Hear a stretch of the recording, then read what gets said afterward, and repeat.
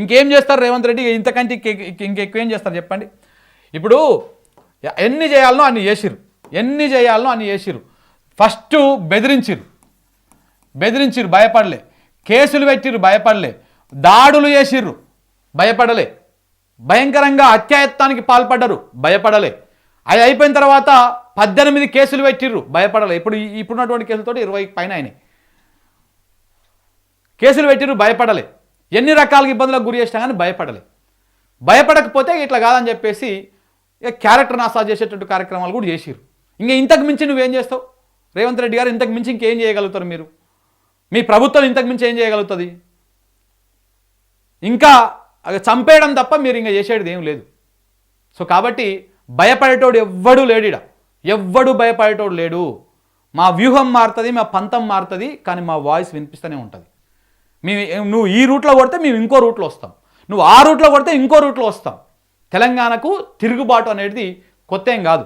100% నిలబడతాం, తలబడతాం, కొట్లాడతాం, ఈ ప్రజల పక్షాన నిలబడతాం. రేపు మళ్ళీ వాయిస్ వినిపిస్తూనే ఉంటాం. ఇక ఇవాళ స్టార్ట్ అయింది కదా, ఇది కంటిన్యూ అయితేనే ఉంటుంది. మళ్ళీ చెప్పినా కదా, మళ్ళీ 0 నుంచి స్టార్ట్ చేయడానికి కూడా నాకేం అభ్యంతరం లేదు.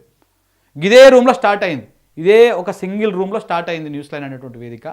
ఇలా బంజారాహిల్స్కి పోయి ఒక 24/7 ఒక న్యూస్ ఛానల్ చేయాలి, ఒక వాయిస్ వినిపించాలి.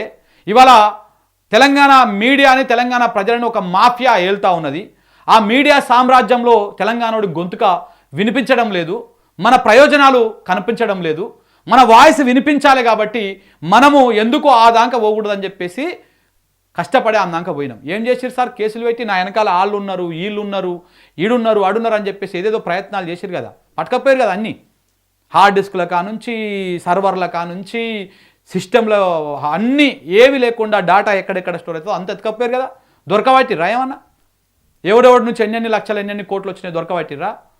వస్తా అంటే రాండి సార్ మా ఇంటికి, నేను చూపిస్తాను నేను తెచ్చినటువంటి అప్పుల పత్రాలు. 30-35 లక్షల అప్పు ఉంది బయట, ఆ అప్పుల పత్రాలు చూపిస్తారు రండి. ఇంకెంత రకంగా, ఎన్ని రకాలుగా మానసికంగా, ఆర్థికంగా, క్యారెక్టర్ని బ్లేమ్ చేస్తూ, ఇంకెన్ని రకాలుగా నా కుటుంబాన్ని, నా న్యూస్ లైన్ టీంని అందరినీ బయటికి గుంజేసి ఈ రకంగా ఇంకెంత ఇబ్బందులకు గురి చేస్తారో చేయండి. ఇంతకంటే ఎక్కువ ఏం చేయలేరు, చెప్తున్నాం కదా. ఇంతకంటే బరి తెగించినోడికి ఏది కాదన్నట్టుగా ఇంతకంటే ఇంకెక్కువ ఏం చేయలేరు. మీరు ఎన్ని చేయాలనో అని చేసిర్రు, జైల్లో పెట్టిర్రు, నాకు ఎక్కడ కూడా సపోర్ట్ దొరకకుండా ప్లాన్ చేసిర్రు. చేయండి, ఇంకేం చేస్తారు? ఇక అన్నీ చూసేసిన. చంపడం ఒక్కటే మిగిలి ఉంది రేవంత్ రెడ్డి గారు, గుర్తుపెట్టుకొని. రాష్ట్రానికి హోంశాఖ మంత్రి కూడా మీరే. ఇవ్వండి మరి, ఎన్కౌంటర్కి ఆర్డర్ ఇచ్చేసి శంకర్ ఎడ కనపడితే ఆడ వేసేసేయండి అని చెప్పండి, అయిపోతుంది. ఊకే లొల్లే ఉండదు కదా. ఈ సిస్టంలో ఎత్తుకపోవడు, ఇవి ఎత్తుకపోవడు, మా ఆఫీసులను బెదిరించుడు, ఈ కార్యక్రమాలు చేసుడు, ఇవన్నీ ఎందుకు? ఇంకా ఒక వ్యక్తిని ఇంత టార్గెట్ చేస్తారా? ఇంత టార్గెట్ చేస్తారా? ఒక న్యూస్ లైన్ ఒక్కటే కాదు కదా ప్రజల వాయిస్ వినిపించేది, ప్రభుత్వానికి ప్రజల గోడును వినిపించేది. చాలా సంస్థలు ఉన్నాయి కదా. ఎందుకు శంకరే టార్గెటెడ్? ఎందుకు న్యూస్ లైనే టార్గెటెడ్? దేనికి మేమే టార్గెట్ అవుతా ఉన్నాం?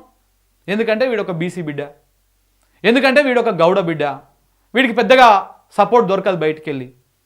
అదే ఏ దళిత సామాజిక వర్గం సంబంధించినటువంటి మిత్రుల్లో, లేదా అగ్రవర్ణం సంబంధించిన మిత్రుల్లో ఇంకెవరో అయితే ఆ సామాజిక వర్గంలో ఉన్నటువంటి పెద్దలు, కీలక వ్యక్తులు వాళ్ళకు ఎండగా నిలుస్తారు. తెర వెనకనో తెర ముందో ఉండి నడిపిస్తారు, దగ్గరికి రాకుండా చూసుకుంటారు. కానీ ఇలా ఒక బీసీ బిడ్డ, ఒక గౌడ బిడ్డ ఎదుగుతుంటే ఓర్వలేని తనము వీళ్ళ కండ్ల ముంగల కనపడతా ఉంది మిత్రులారా. ఒక రూమ్లో స్టార్ట్ అయినోడు ఇవాళ 21లో, ఇలా బంజారాహిల్స్లో ఒక 3300 SFTలో ఒక శాటిలైట్ ఛానల్ రేంజ్లో ఎందుకు పెడతా ఉన్నాడు? వీని టార్గెట్ ఏంది? వీని ఆశయం ఏంది? వీడు ఏం చేద్దాం అనుకుంటున్నాడు అనేటువంటి ప్రయత్నం మీరు నన్ను ఆపుదామని చూస్తున్నారు.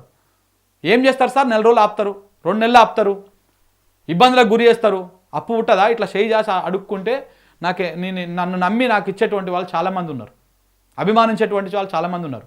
వాళ్ళ అభిమానము, వాళ్ళ ఆదరణ నన్ను ఇవాళ నిలబెట్టింది, రేపు కూడా నిలబెడుతుంది. ఏ ఆఫీసుని మీరు కొల్లగొట్టి, ఏ ఆఫీసుని మీరు మొత్తం నామరూపాలు లేకుండా చేసిర్రో అదే ఆఫీస్లో న్యూస్ లైన్ మళ్ళీ తెలంగాణ గొంతుకగా నేను ఏవైతే ఆశయాలు, ఏవైతే టార్గెట్ పెట్టుకున్నానో ఆ టార్గెట్గా పని చేస్తూనే ఉంటాం. ఏప్రిల్ 14 తారీఖు నేనేమనుకున్నా, బంజారాహిల్స్ ఆఫీస్ ఇంకా అక్కడ పూర్తి స్థాయిలో తన కార్యక్రమాలను మేము షురు చేయలే. ఏప్రిల్ 14 డాక్టర్ బిఆర్ అంబేద్కర్ గారి జయంతి.